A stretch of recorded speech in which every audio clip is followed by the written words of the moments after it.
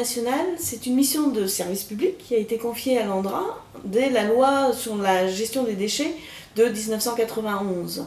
Donc dans cette loi, déjà, l'ANDRA devait faire un inventaire, mais simplement un inventaire des stocks et de la localisation des déchets sur tout le territoire français. Donc le premier inventaire, qui s'appelait l'Observatoire, a été publié par l'ANDRA en 1992. Et de 1992 au début des années 2000, l'Observatoire a été publié quasiment tous les ans. À peu près aux alentours des années 99-2000, un certain nombre de personnes, dont la Commission nationale d'évaluation, mais d'autres acteurs du domaine, se sont émus du fait qu'on n'avait qu'une vision des stocks et qu'on n'avait pas du tout, le on étant le milieu du nucléaire et puis les parties prenantes en général, de vision des quantités à venir des déchets, ce qui est un élément important pour décider de leur gestion et notamment de leur gestion à long terme.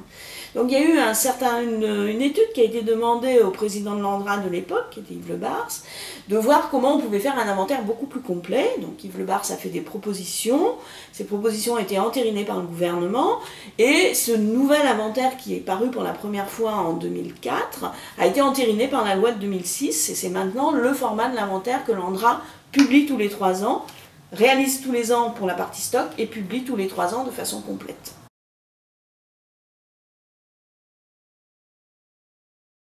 Dans l'inventaire, on va trouver globalement 2 types d'informations. D'abord, c'est un inventaire des déchets et des matières. Vous savez qu'en France, on fait un distinguo entre déchets et matières.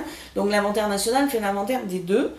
Et les 2 types d'informations sont les stocks. Alors pour l'édition 2015, sur laquelle nous travaillons maintenant, c'est les stocks à fin 2013, déchets, matières, et des prévisions. Alors pour les déchets, ce sont des prévisions à fin 2030, fin 2030, et à fin de vie des installations.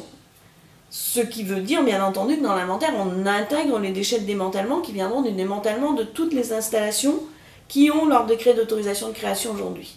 Donc si je précise, les déchets de l'EPR de Flamanville ou de l'installation ITER, qui n'ont pas démarré, ni l'un ni l'autre, sont d'ores et déjà intégrés dans les prévisions à terminaison de l'inventaire.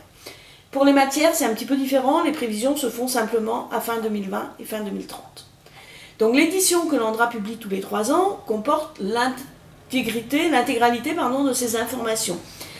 Par contre, tous les ans, les producteurs de déchets, propriétaires de matières, sont tenus de déclarer les stocks. Donc ces stocks, l'ANDRA en fait des bilans aussi, et jusqu'à présent, l'information qui était faite passait par le Plan national de gestion des matières et déchets radioactifs, PNGMDR, n'avait pas une grande diffusion.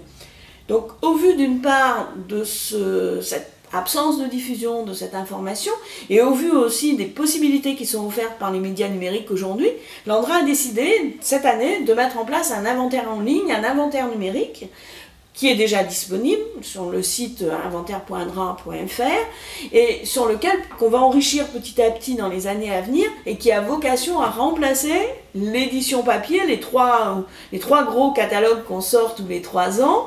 On gardera bien entendu les documents de synthèse, vocation aussi à donner des informations remises à jour annuellement.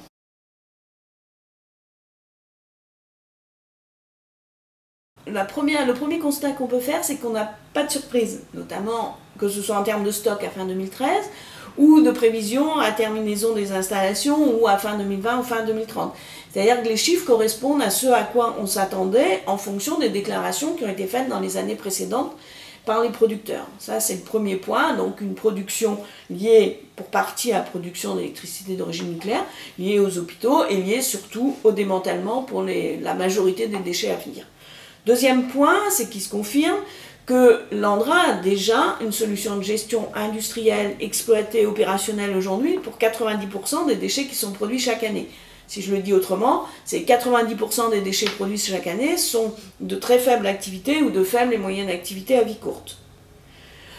Le troisième point, je l'ai dit rapidement tout à l'heure, c'est que la plus grande partie des déchets qui vont être produits d'ici la terminaison des installations, d'ici leur fin de vie, ce sont des déchets de démantèlement. On voit que les déchets qui seront produits d'ici à fin 2030, plus de la moitié sont des déchets TF1 et des déchets qui viennent du démantèlement.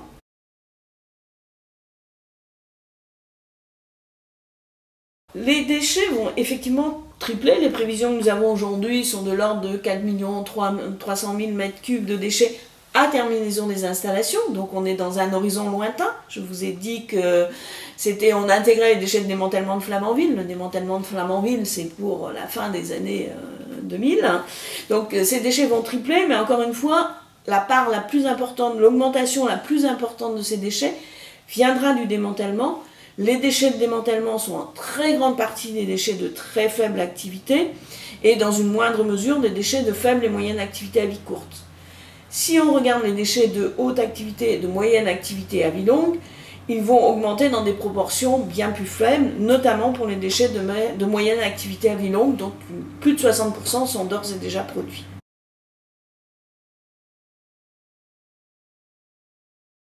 L'ANDRA réfléchit avec les producteurs de déchets, bien sûr, à un certain nombre de possibilités, d'évolutions possibles pour réduire ces volumes de déchets. La première action, la première réflexion consiste à réduire la production de déchets à la source. C'est un travail qui est mené essentiellement par les producteurs de déchets, en coopération avec l'ANDRA, mais de façon à éviter d'en produire, à mettre en œuvre des solutions de décontamination, par exemple, pour le démantèlement, des choses comme ça. Le deuxième effort à faire, c'est un effort de densification, de compactage des déchets, par exemple, pour une même quantité en masse de déchets, occuper moins de volume pour épargner la ressource rare que sont les stockages aujourd'hui. Ça vaut pour les déchets de très faible activité, déchets de faible et moyenne activité à vie courte. En parallèle, l'ANDRA réfléchit notamment pour le centre de stockage des déchets TFA, puisque les prévisions nous disent que ce centre, dans sa capacité actuelle, sera saturé quelque part à l'horizon 2025. L'ANDRA réfléchit à optimiser le taux d'occupation de ce centre. On a beaucoup travaillé sur l'optimisation de la géométrie des alvéoles, par exemple, pour pouvoir mettre plus de déchets en volume sur une même surface. Donc on a de la disponibilité de surface. Certes, il faudra des évolutions réglementaires, mais voilà, ce côté-là aussi est travaillé. Ce qui nous dispensera vraisemblablement pas, certainement pas, même de construire un nouveau centre. Ça aussi, il y a une réflexion qui est amorcée, mais en parallèle aux autres. Enfin, pour tout ça, l'ANDRA a lancé un appel d'offres à projets innovants, justement pour trouver des technologies de réduction, de recyclage, par exemple, des déchets, parce que les déchets de démantèlement sont souvent des gravats, des ferrailles, des déchets métalliques qu'on peut imaginer recycler. Là aussi, dans le cadre du PNGMDR, il y a des réflexions en cours, encore une fois, entre l'ANDRA, les producteurs de déchets et différentes parties prenantes. Et l'appel d'offres sur les technologies d'avenir pour pouvoir traiter tous ces déchets, là aussi, pour pouvoir en réduire le volume, il a donné lieu à, je crois, on a retenu une douzaine de projets qui vont être financés sur la base d'investissements d'avenir pour développer des méthodes de traitement de ces déchets, encore une fois, pour en limiter les quantités.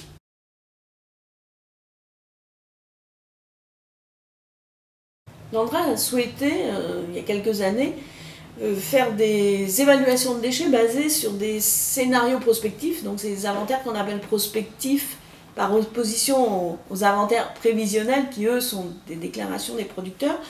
Donc ces inventaires prospectifs, ils se basent sur deux scénarios. Alors, je ne l'ai pas encore dit, mais l'inventaire est piloté par un comité de pilotage qui associe toutes les parties prenantes, c'est-à-dire les représentants de l'État, bien sûr, les autorités de sûreté, les représentants et producteurs de déchets, mais aussi la société civile, donc des associations de défense de l'environnement, l'Association nationale des CLI, etc., des représentants des associations familiales.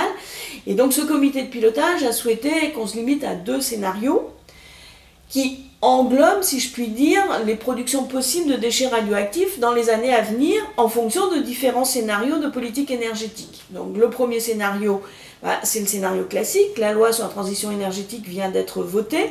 Donc ce scénario, c'est la poursuite de la production électronucléaire avec une limitation à 63,2 gigawatts électriques de puissance électrique installée et qu'on suppose qu'on continue à produire de l'électricité à cette hauteur-là d'origine nucléaire. On suppose aussi que les autres secteurs d'activité, médicale, etc., ne changent pas par rapport à ce qui est produit aujourd'hui. Ils représentent une faible partie des déchets, donc ça ne joue pas beaucoup. Le second scénario, à contrario, c'est un scénario où on ne va pas arrêter le nucléaire tout de suite, mais ne pas renouveler les installations lorsqu'elles vont arriver à leur fin de vie. Alors pour le premier, encore une fois, dans la volonté de contraster ces deux scénarios, on suppose une durée de fonctionnement des installations de 50 ans en moyenne, notamment pour les réacteurs nucléaires, les autres installations qui y sont liées se calent sur cette date conventionnelle, cette durée conventionnelle. Et par contre, dans le scénario de non-renouvellement, toujours pour accentuer l'écart, on a pris 40 ans de durée de vie moyenne. Alors ça nous permet de constater quoi? Que la production de déchets de très faible activité, de faible et moyenne activité à vie courte, n'est pas très dépendante des scénarios. L'écart qu'on voit dans nos chiffres, il est surtout dû à la différence de durée de fonctionnement qu'on voit.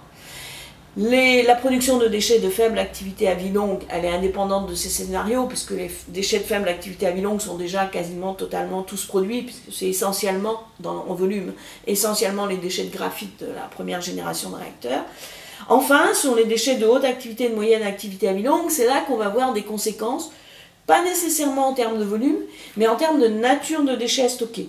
Puisque ne pas renouveler le parc électronucléaire, ça veut dire qu'il va falloir arrêter de traiter le combustible usé, vous savez que c'est la solution de référence en France, arrêter de traiter le combustible usé dès que le dernier réacteur autorisé à utiliser du MOX, donc qui réutilise le plutonium des combustibles usés, devra s'arrêter lui-même.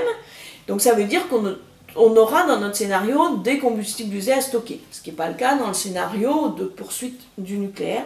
Donc ça veut dire des conséquences sur le projet CIGEO de stockage des déchets de haute activité et de moyenne activité à vie longue, notamment des conséquences en termes de conception industrielle du projet de stockage. Mais encore une fois, pas nécessairement en termes de volume de déchets à stocker.